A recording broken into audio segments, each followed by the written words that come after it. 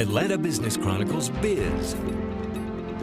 Sponsored by Georgia Power and Go Beyond Profit. Good morning, and thanks for joining us. I'm Crystal Edmonson. Let's jump right into our lead story. Goodyear is considering the Peach State for a more than 1 million square foot warehouse and distribution center. The project could bring hundreds of jobs to the metro area. The code name, Project Fireball. Some likely locations include sites south of Hartsfield-Jackson Airport and far outside the perimeter.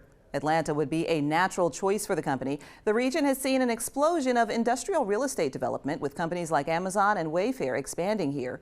Goodyear could occupy the new development in 2021. The Atlanta City Council has overwhelmingly passed an ordinance that'll ban smoking and vaping in most public places. If approved by Atlanta Mayor Keisha Lance Bottoms, the law will take effect January 2nd.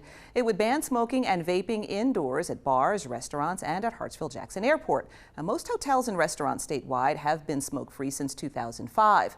Opponents say a total smoking ban could hurt small businesses and nightclubs, but supporters say non-smokers have the right to breathe clean air.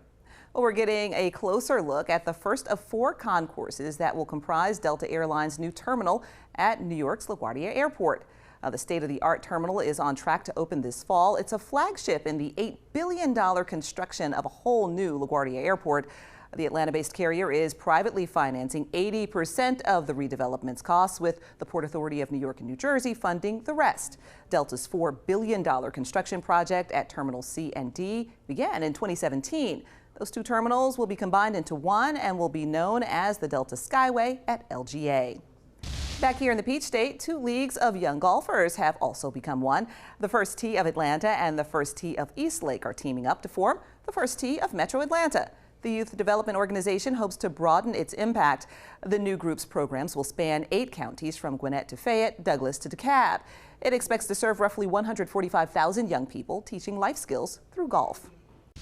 Coming up, it's your one-stop shop for the latest products and hottest trends. We talk with Bob Marisich, the CEO of International Market Centers, ahead of this week's gift and home furnishing showcase. And as we go to break, it's time for our Biz Quiz. Which city is home to the nation's largest wholesale marketplace? A, Atlanta, B, Chicago, C, Las Vegas, or D, New York?